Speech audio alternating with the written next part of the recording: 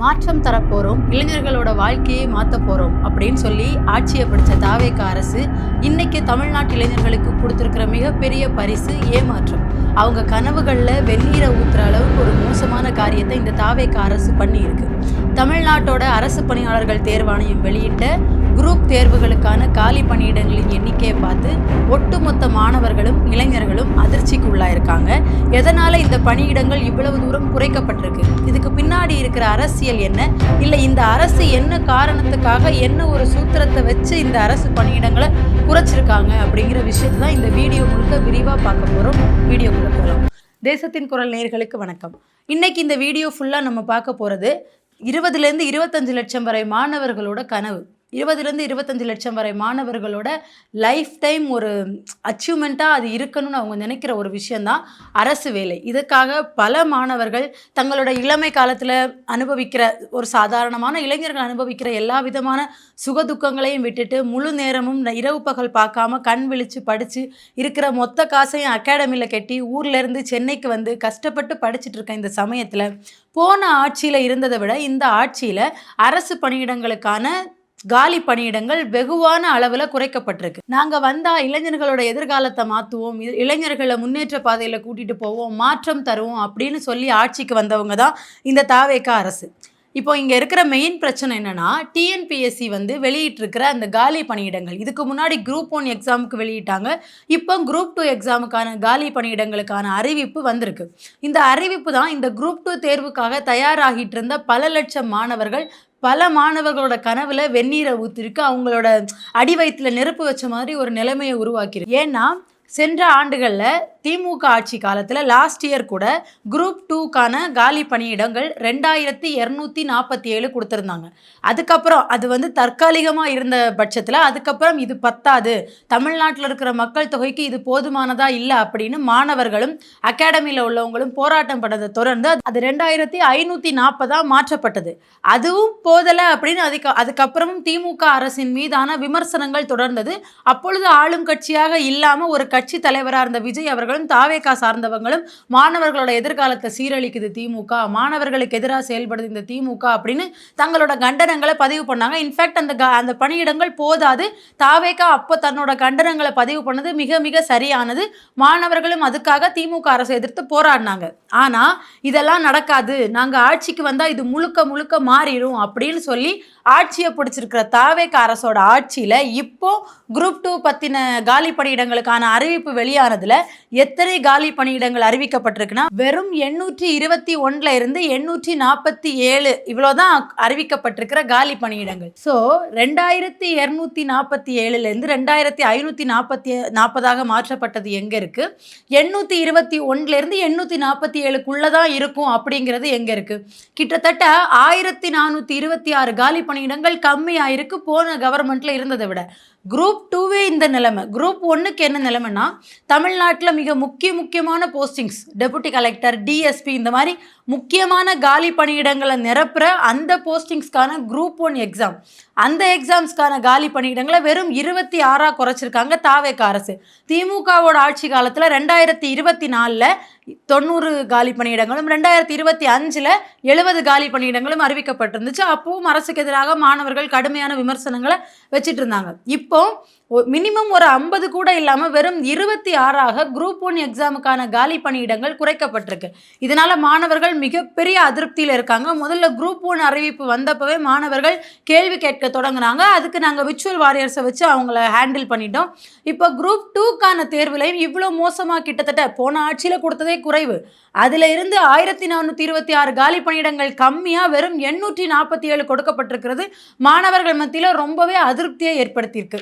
இப்போ நம்ம இதை பற்றின கேள்வியை கேட்டோம், ஏன் அரசு பணியிடங்களுக்கான காலி பணியிடங்கள் இவ்வளோ கம்மியாக இருக்குங்கிற கேள்வியை தாவேகா அரசை நோக்கியோ இல்லை இந்த காலி பணியிடங்களுக்கு பொறுப்பேற்க வேண்டிய விஜய் அவர்களை பார்த்தா நம்ம இந்த கேள்வியை கேட்டால் தாவேகாவை சப்போர்ட் பண்ணுறவங்களும் அதோட மினிஸ்டர்ஸ், எம்எல்ஏ, ஏன் நீங்கள் சிஎம் சார் கிட்ட கேட்டாலுமே ஒரு பதில் வரும். அது என்னன்னா, நோட்டிஃபிகேஷனில் தான் நாங்கள் டென்டேட்டிவ்னு மென்ஷன் பண்ணியிருக்கோமே அப்படிங்கிற ஒரு வார்த்தையை தூக்கிட்டு வருவாங்க. இந்த டென்டேட்டிவ்னா என்னன்னா, தற்காலிகமாக தான் வெறும் 821 பணியிடங்கள் அறிவிக்கப்பட்டிருக்கு, இதுக்கப்புறம் இன்னும் உயர்த்தவும் வாய்ப்பு இருக்குதானே அப்படின்னு தூக்கிட்டு வருவாங்க. நான் என்ன சொல்கிறேன்னா, இந்த தற்காலிகமான அப்படிங்கிற வார்த்தை மென்ஷன் பண்ணப்படுறது ஒரு ஸ்டாட்டிக்ஸ். ஏன்னா திமுக ஆட்சி காலத்துல முதல்ல குரூப் 2 எக்ஸாமுக்கான அந்த அறிவிப்பு வரும்போது காலி பணியிடங்கள் எண்ணிக்கை 2247 இருந்துச்சு. அது இந்த மாதிரி தற்காலிகமானதுன்னு மென்ஷன் பண்ணி இருந்தது. அதுக்கப்புறம் 2540 மாற்றப்பட்டது. அதாவது முதல்ல நோட்டிஃபிகேஷன் விடும்போது தற்காலிகமானதுங்கிற ஒரு வார்த்தை மென்ஷன் பண்றது, அப்புறம் மாணவர்கள் தரப்புல இருந்தும் பொதுமக்கள் தரப்புல இருந்தும் எதிர்ப்புகளும் கேள்விகளும் வரும்போது பேருக்கு ஒரு 50 500ன்னு கூட்டி அப்போ சரி நாங்கள் மாணவர்களோட கோரிக்கையை ஏற்றுக்கிட்டோம் அப்படிங்கிற மாதிரி ஒரு கண் துடைப்பு வேலையை பண்ணுறது தான் இந்த அரசாங்கத்தோட வேலை. அதே அரசாங்கத்தோட வேலைகளை இப்போ மிக மோசமான அளவில் கையில் எடுத்திருக்காரு விஜய். எந்த அளவுக்குன்னா இப்போ 2247 50 100 கூட்டியிருந்தா 2500க்கு மேலே வந்திருக்கும். எனக்கு தெரிஞ்சு 200 சம்திங் காலி பணியிடங்கள் அதுக்கப்புறம் அதிகப்படுத்தினதுனால தான் 2540 காலி பணியிடங்கள் வந்திருக்கு.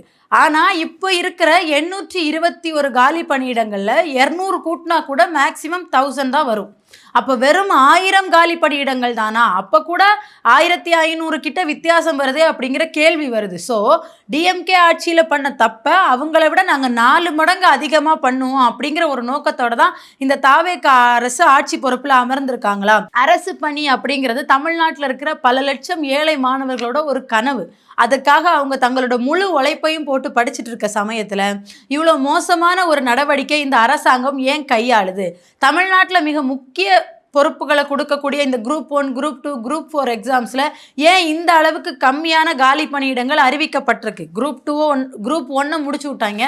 குரூப் 2க்கு வந்த நோட்டிஃபிகேஷனில் இருந்த காலி பணியிடங்களை பார்த்து மாணவர்களுக்கு ஹார்ட் அட்டாக் வராமல் இருந்தால் சரி, இது ரெண்டுக்குமே இந்த நிலைமை. குரூப் 4 தான் இருக்கிறதுலே அதிகமான மாணவர்கள், கிட்டத்தட்ட இருக்கிற காலி பணியிடங்களை வர 10-12 மடங்கு ஏன் அதிகமாக மாணவர்கள் ட்ரை பண்ணக்கூடிய ஒரு எக்ஸாம் குரூப் 4 எக்ஸாம்.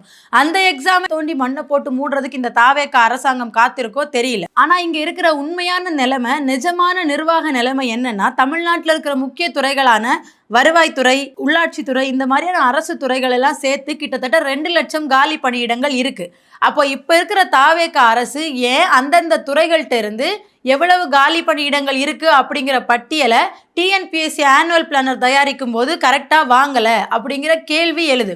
நீங்கள் ஒழுங்காக அந்தந்த துறைகளில் எவ்வளோ காலி பணியிடங்கள் இருக்குது அப்படிங்கிற பட்டியலை வாங்கி அதுக்கப்புறம் டிஎன்பிஎஸ்சி ஆனுவல் பிளானர் தயாரிச்சிருந்தீங்கன்னா இன்னும் அதிகப்படியான காலி பணியிடங்கள் கிடச்சிருக்கும். படிக்கிற மாணவர்களும் இவ்வளோ வேக்கன்சி இருக்குது, திமுக ஆட்சியில் நமக்கு 2000 சம்திங் தான் கொடுத்தாங்க, அண்ணாவை பாருங்கள் நமக்கு இவ்வளோ கொடுத்துருக்காங்கன்னு ஒரு சந்தோஷமாக இன்னும் முழு மூச்சா, ஏன்னா பணியிடங்களோட எண்ணிக்கை அதிகரிச்சிருக்கு, அப்போ நமக்கு கிடைக்கிறதுக்கு சான்ஸ் இருக்குன்னு இப்போ பண்ணுற ஹார்ட் ஒர்க்கை விட இன்னும் அதிகமாக பண்ணி படிப்பாங்க. ஆனால் அவங்க ஏற்கனவே பண்ணிட்டு இருக்க ஹார்ட் ஒர்க்கை நீலாம் ஏன் படிக்கிற அப்படிங்கிற அளவுக்கு அவனை ப்ரெஷர் பண்ணுற மாதிரி இவ்வளோ தூரம் ஒரு 1500 காலி பணியிடங்களை கம்மி பண்ணி வேக்கன்சி போட்டால் படிக்கிறவங்களுக்கு எப்படி படிக்க தோணும்?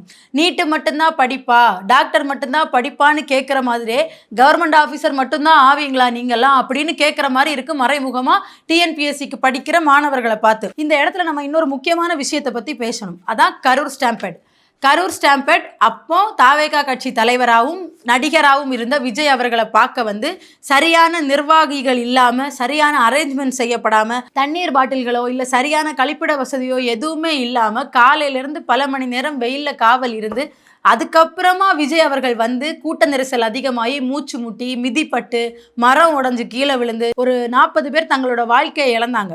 அவங்களுக்கெல்லாம் விஜய் அவர்கள் அப்போ ஒவ்வொருத்தருக்கும் 11 லட்சம் இழப்பீடு கொடுக்குறதா சொன்னார். அது போக அப்போ இருந்த கட்சிகளும் இழப்பீடுகள் கொடுத்தாங்க. ஸோ அதெல்லாம் சேர்த்து ஒரு 30 லட்சம் கிட்ட வந்திருக்கும். இல்லை அதுக்கு மேலேயும் அவங்களுக்கு உதவி செய்யணும்னா ஒரு சிறு தொழில் தொடங்குற மாதிரியோ ஏதாவது நீங்கள் பண்ணியிருக்கலாம். ஆனால் கரூர் சம்பவத்தில் உயிரிழந்த ஒவ்வொரு குடும்பத்தில் உள்ள யாராவது ஒருத்தவங்களுக்கும் அரசு வேலை வழங்கப்படும் அப்படிங்கிற ஒரு அறிவிப்பை வெளியிடுறீங்க. உங்கள் கட்சியோட பதவி இல்லை, அரசு பதவிங்கிறது. அது பல மாணவர்கள் கஷ்டப்பட்டு ராப்பகலாக கண் முழிச்சு படித்து பல அட்டம்ப்டுகளுக்கு அப்புறம் கிடைக்கிற ஒரு விஷயம். அதை ஒரு நடிகரான உங்களை பார்க்க வந்து இறந்தவங்களுக்கு கொடுக்கறது எந்த விதத்தில் நியாயம்? அரசாணையை வழங்கிட்டார், யார் சொன்னதையும் கேட்கல. அதுக்கப்புறம் நாம் தமிழர் கட்சியோட வக்கீல் திரு தீரன் திருமுருகன் போட்ட கேஸில் சென்னை உயர்நீதிமன்றத்தோட மதுரை கிளை இந்த அரசாணை செல்லாதுன்னு ஒரு தீர்ப்பு கொடுக்குறாங்க. அந்த தீர்ப்பை எடுத்துட்டு யார் சொன்னாலும் நான் கேட்க மாட்டேன், யார் தடுத்தாலும் நான் கேட்க மாட்டேன்னு கிளம்பி உச்சநீதிமன்றம் போகிறாங்க. தீரன் திருமுருகனும் பின்னாடியே போய் ஒரு கேவியட் மனு போட்டிருக்காரு. இனி அந்த வழக்கு என்ன விசாரணைக்கு வந்து என்ன முடிவு வரும்னு தெரில. ஸோ படிக்கிற மாணவர்களுக்கு, கஷ்டப்பட்டு ஒரு அரசு வேலைக்கு போகணுங்கிறத தன்னோட வாழ்நாள் கனவாக வச்சு படிக்கிற மாணவர்களுக்கு கொடுக்க உங்ககிட்ட வேக்கன்சி இல்லை, காலி பணியிடங்கள் இல்லை, உங்ககிட்ட நிதி இல்லை. ஆனால் உங்களை பார்க்க வந்து ஒரு நடிகராக உங்களை பார்க்க வந்து நீங்கள் லேட்டாக வந்ததுனால இறந்து போனவங்களுக்கு அரசு பதவியை தூக்கி கொடுக்குறீங்க. அரசு பதவி என்ன உங்கள் கட்சி பதவியா? உங்கள் கட்சியில் இருக்கிற மாவட்ட செயலாளர் பொறுப்பா, இல்லை நகர செயலாளர் பொறுப்பா, இல்லை அமைச்சர் பொறுப்பா?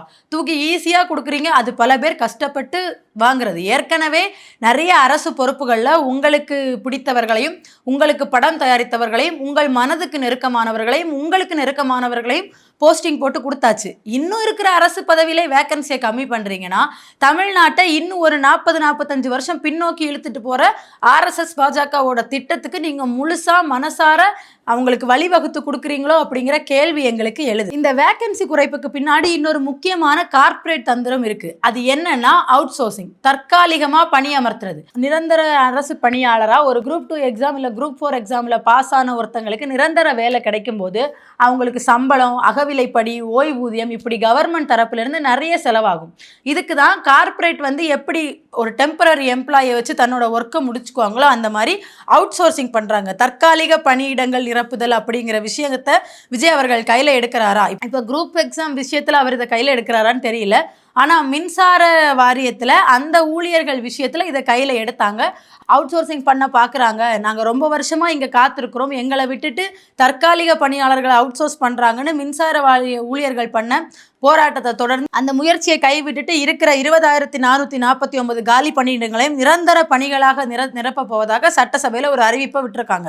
ஸோ இதே விஷயத்தையும் இங்கே வந்து பேஸ்ட் பண்ண விஜய் அவர்கள் ட்ரை பண்ணுறாரா, இல்லை வேற ஏதாவது இதுக்கு பின்னாடி அரசியல் நாடகம் ஒளிஞ்சிருக்கா?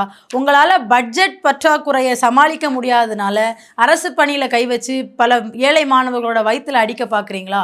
இதெல்லாம் சரி பண்ணி கொண்டு போகிறதா ஒரு கவர்மெண்ட். எதையுமே நடத்த தெரியல. எவ்வளோ ஈஸியாக நான் எல்லாத்தையும் கை கழுவி விட முடியுமோ அவ்வளோ ஈஸியாக கை கழுவி விடுவேன்னு நினைக்கிறது ஒரு நிர்வாகத்தை நடத்துகிற முறை இல்லை. ஸோ ஆட்சிக்கு வர்றதுக்கு முன்னாடி நாங்கள் ஆட்சிக்கு வந்தால் கார்ப்பரேட் கலாச்சாரத்தை ஒழிப்போம், அரசு துறைகளை மேம்படுத்துவோம்னு பேசுனீங்க. நீங்கள் ஆட்சிக்கு வந்ததுலேருந்து ஒவ்வொன்றா கார்ப்பரேட் கைக்கு மாறிக்கிட்டே இருக்குது. எந்த அளவுக்கு இது தமிழ்நாட்டை தனியார் மயமாக்குமோ? ஏற்கனவே நீங்கள் அறிவித்த பட்ஜெட்டை படித்தப்பவே தமிழ்நாடு தனியார் மயமாக மாறுறதுக்கு அதிகப்படியான வாய்ப்புகள் உங்கள் பட்ஜெட்டில் தெரிஞ்சிச்சு. இனி என்னெல்லாம் அரசுக்கிட்ட இருந்து தனியார்கிட்ட போகுமோ அப்படிங்கிற பயம் தமிழ்நாட்டு மக்களை சூழ்ந்திருக்கு. விஜய் அவர்களே, இன்னும் காலம் கடந்து விடவில்லை. இன்னும் அடுத்தது குரூப் 2 குரூப் 4 எக்ஸாம்ஸ்க்கு இல்லை குரூப் 1 எக்ஸாமுக்கு உங்களால் முடிஞ்ச அளவுக்கு நீங்கள் அவங்களோட பெட்டர் இல்லையா? அவங்க தீய சக்தி, நீங்கள் தூய சக்தி. அவங்க 2,500 வேக்கன்சி கொடுத்தாங்க. நீங்கள் அட்லீஸ்ட் ஒரு 3,000 வேக்கன்சியாவது கொடுத்தா தானே மார்த்தட்டி சொல்ல முடியும் நான் அவங்களோட இந்த இளைஞர்களுக்கும் மக்களுக்கும் மாணவர்களுக்கும் நல்லது பண்ணியிருக்கேன்னு. அதனால குறைஞ்சது 5,000 வேக்கன்சியாவது அலாகேட் பண்ணி மறுபடியும் ஒரு அரசாணை வெளியிடணும் அப்படின்னு கேட்டுக்கிறோம். இப்போ இந்த டிஎன்பிஎஸ்சி ஆணையம் அறிவிச்சிருக்க இந்த காலி பணியிடங்கள் பற்றியும், டிவிகே அரசு கரூர் ஸ்டாம்பேட் விஷயத்தில் பண்ண அந்த அரசு பணி வழங்குற அந்த விஷயத்தை பற்றியான உங்களோட கருத்துக்களை கமெண்ட்ஸில் சொல்லுங்கள். நம்ம இன்னொரு வீடியோவில் சந்திப்போம். நன்றி.